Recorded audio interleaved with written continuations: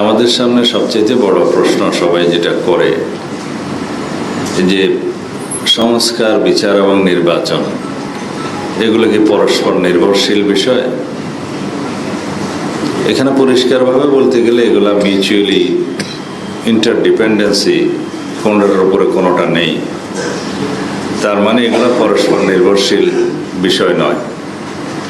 নির্বাচন অনুষ্ঠানটি নির্বাচনী আইন, নির্বাচনী ব্যবস্থাপনা ইত্যাদির উপর নির্ভরশীল। কিন্তু যেহেতু বর্তমান প্রেক্ষিতে অতীতের অভিজ্ঞতায় একটি সুষ্ঠু নির্বাচন অনুষ্ঠান করা একটা চ্যালেঞ্জ, সেজন্য এই আইন কানুনগুলো ঐকমত্য কমিশনের মাধ্যমে যে সংশোধনের প্রস্তাবগুলো গৃহীত হয়েছে সেগুলো অবশ্যই নির্বাচনের আগে বাস্তবায়ন হওয়া দরকার।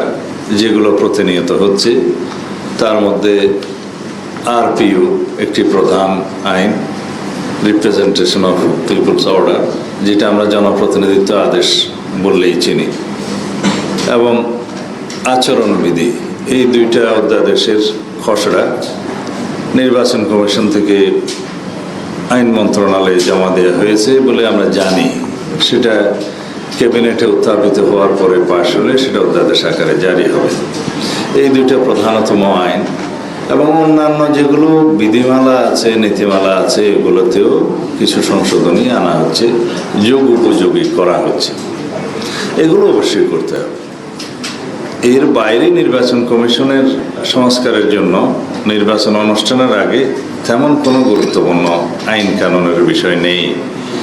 পরবর্তী সময়ে ঐকমত্যের মাধ্যমে যে সমস্ত সংশোধনী প্রস্তাবগুলো একমত হওয়া গেছে, সংবিধান সহ, নির্বাচন কমিশন গঠন প্রক্রিয়া সহ, ডিলিমিটেশন আইনের কিছু সংশোধনী প্রস্তাব সহ, সেগুলো সবাই এগ্রিড হয়েছে, এগুলো বাস্তবায়ন হবে। তবে সেগুলোর উপর নির্ভর করে এবারের নির্বাচনটা হচ্ছে না, কারণ এগুলো এখন অলরেডি যে অবস্থায় আছে, আর কোনো পরিবর্তনের প্রয়োজন হচ্ছে না। কারণ ডিলিমিটেশন অ্যাক্টে যে পরিবর্তনটা, সংশোধনীটা আনা হয়েছে, যে সংবিধানে নির্দিষ্ট অনুচ্ছেদে যে প্রতি 10 বছর পর অথবা আদমশুমারির পর, হুইচেভার ইজ আর্লিয়ার বলা আছে, মানে 10 বছর ন্যূনতম থাকতে হবে। কোনো সময় হয়তো 10 বছরের পরেও আদমশুমারি হতে পারে, সেই জন্য ন্যূনতম সময়সীমা 10 বছরের মধ্যে নির্বাচনী এলাকা, সংসদীয় এলাকা ডিলিমিটেশনটা পুনরায় বিবেচনা করা হবে।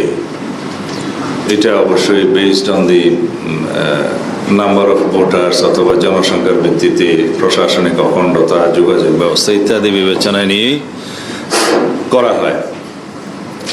বলা হয়েছে এখানে একটা বিশেষজ্ঞ কমিটি নিয়োগ করা হবে সাময়িক সময়ের জন্য। এটা কনস্টিটিউশনে থাকবে, এটা আমরা সবাই এগ্রিড হয়েছি।